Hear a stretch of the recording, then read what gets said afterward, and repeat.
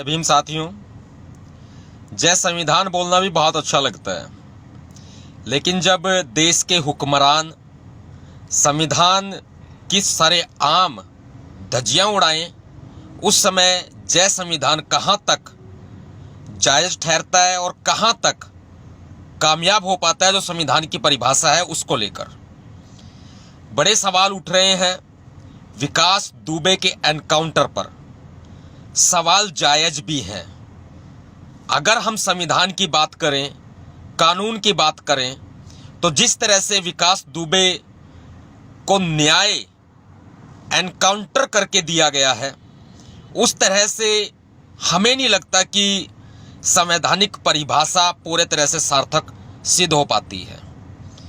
अभिव्यक्ति की आज़ादी सिर्फ मीडिया को ही नहीं है।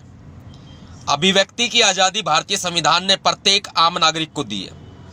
पूरी दुनिया जानती है, पूरा देश जानता है कि ये एनकाउंटर जो है वो फर्जी एनकाउंटर है।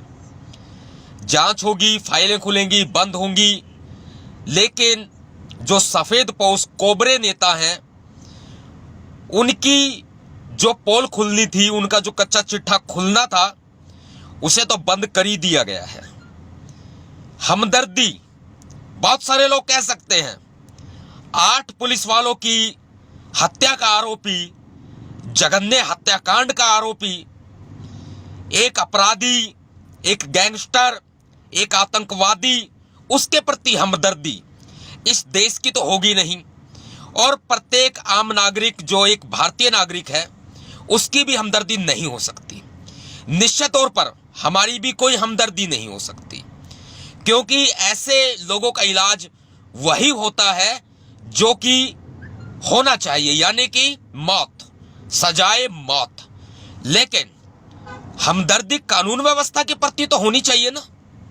इस देश से पूछता हूं मैं, हमदर्दी संविधान के प्रति, कानून के प्रति, देश की न्यायिक व्यवस्था के प्रति हमदर्दी होनी चाहिए ना। वही हमदर्दी मैं आपको बता रहा हूं। क्या यह एनकाउंटर मात्र एक विकास दुबे का मर्डर है या फिर न्यायिक व्यवस्था का मर्डर है?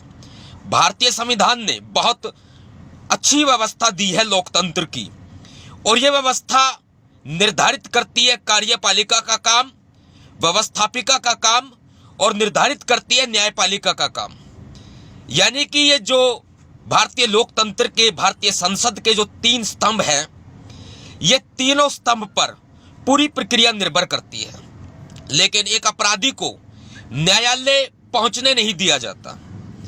सवाल उठता है, यह भी सवाल उठता है, बहुत सारे लोग सवाल उठा रहे हैं इस बात को लेकर कि अगर उसे भागना ही था, जैसा कि पुलिस की थ्योरी बोलती है, अगर उसे भागना ही था तो वो सरेंडर क्यों करता?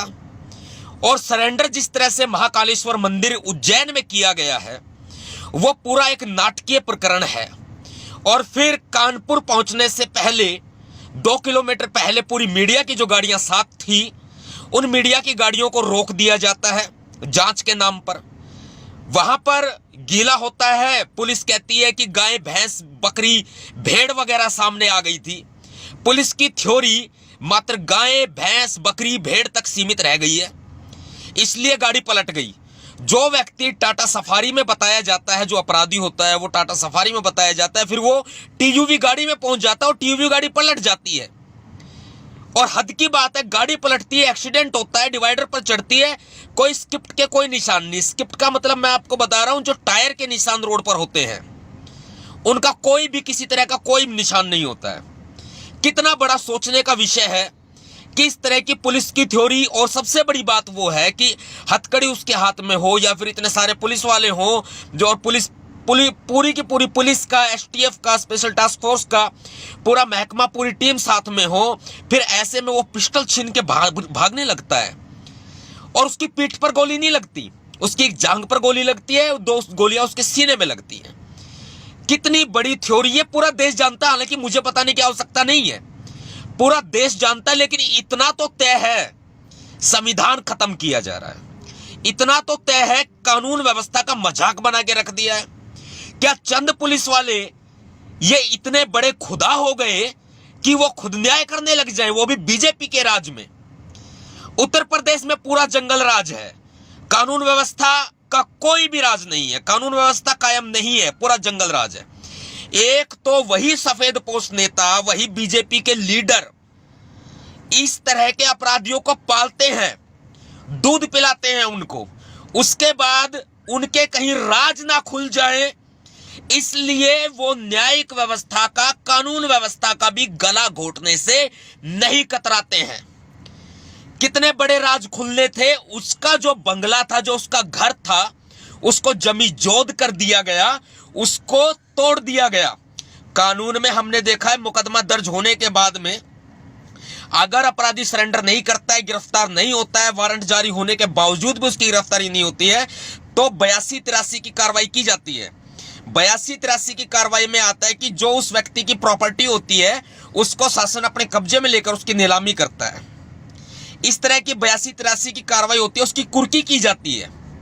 यह 82-83 की कार्रवाई कानून संगत कार्रवाई है, लेकिन कौन सा कानून ऐसा कहता है कि आप किसी अपराधी के घर को तोड़ देंगे, उसकी लग्जरी गाड़ियों को तोड़ देंगे? अरे मूर्खों, ये तो पता कर लो कि उस घर में कौन से सबूत दफन हैं जो एक सीएम का भी और मंत्रियों का और नेताओं का राजफास कर सकते हैं, पुलिस वालों का राजफास कर सकते हैं, जो विभीषण बनकर गद्दारी कर रहे थे।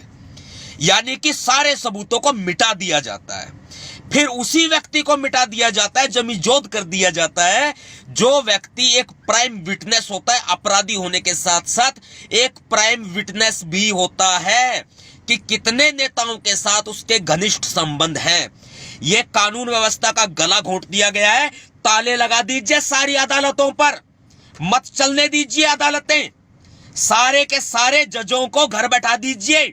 और मैं सुप्रीम कोर्ट से अपील करना चाहूंगा, सुप्रीम कोर्ट के चीफ जस्टिस साहब, अगर जरा सी भी कानून के प्रति, देश के प्रति, लोकतंत्र के प्रति अगर गैरत बची है, तो आप पूरी की पूरी जो प्रकरण हुआ है, जो घटना हुई है कानपुर कांड, इसकी पूरी न्यायिक जांच कराए सिटिंग जजिस से, तभी मुमकिन है, तभी दूध का दूध और पानी का पानी हो पाएगा। नहीं तो इस देश में जब बीजेपी के राज में इस तरह से कानून व्यवस्था का मजाक बनाया जा रहा है, बहुत मुश्किल है जी पाना, बहुत मुश्किल है रह पाना उस आम नागरिक के लिए, जो आम नागरिक बमुश्किल 2 जून की रोटी कमाता और अपने परिवार का पालन पोषण करता है।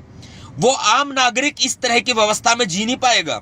और अपराधियों को, गुंडों को ये सरेआम शरण देते हैं, उसके बाद में उनके राज ना खुल जाए इसलिए उनको रास्ते से हटा देते हैं। ऐसा एक वाकया नहीं हुआ है, ये इससे पहले भी अनेकों वाकये पहले हो चुके हैं। 150 फर्जी एनकाउंटर ऑन रिकॉर्ड है, जिसे माना गया कि फर्जी है, लेकिन कितने पुलिस वालों की नौकरी गई, कितने एसटीएफ वालों की नौकरी गई, कितनों को सजा हुई, सारी की सारी फाइलें बंद हो जाती है। न्यायालयों को बंद कर दीजिए, कोई जरूरत नहीं है न्यायालय की, आप न्यायपालिका को खत्म कर दीजिए पूरे तरह से। आप संविधान को इतना बदल रहे हैं ना, तो इतना भी कर दीजिए, काफी होगा। उसके बाद में जब जनता न्याय करने पे आएगी, तब उसके बाद में जनता का न्याय जनता की अदालत में होगा, तब बताएगी जनता कि इस तरह के सफेद पोश कोबरे बीजेपी के नेताओं का क्या असर होना चाहिए। क्योंकि कानून का राज कानून के तरीके से स्थापित किया जा सकता है, इस तरह की गुंडागर्दी से नहीं। अगर वो गुंडा था तो उसका एनकाउंटर करने वाले भी तो गुंडे हैं। यह मत कहिए कि हमदर्दी है उस व्यक्ति के प्रति, ऐसे व्यक्ति का असर यही होना चाहिए। लेकिन एक कानूनी प्रक्रिया, 8 लोगों की हत्या का आरोपी, ऐसा हो ही नहीं सकता कि उसको फांसी की सजा ना हो। फांसी की सजा उसको होती अगर कानून के तरीके से ये सरकार इस केस की पैरवी करती, तो उसको फांसी की सजा होती। लेकिन इनके बड़े बड़े मंत्रियों के, बड़े बड़े नेताओं के नाम कहीं सामने ना आ जाए, इसलिए इन्होंने ऐसा किया है। लेकिन साथियों, हम सबको मिलकर के, बात जाति की नहीं है, भारतीय संविधान हर एक जाति को, चाहे दुबे हो, मिश्रा हो, चौबे हो, कोई भी हो, चाहे अनुसूचित जाति हो, चाहे पिछड़ा वर्ग हो, सबको एक समान न्याय की व्यवस्था जो है भारतीय संविधान करता है। और भारतीय संविधान का जिस तरह से गला घोंटा गया वो बहुत ही ज्यादा गलत है, निर्मम है, और बहुत इतना गलत है कि कानून का पूरी तरह से मजाक जो बनाया गया है, संविधान को खत्म इस तरह से किया जा रहा है। आप देख लीजिए, अब संविधान का राज है यहाँ पर, या पर गुंडाराज या जंगल राज है। आप देख लीजिए, निर्णय करना जनता के हाथ में है, अंधभक्तों के हाथ में नहीं है। जय भीम, जय भारत।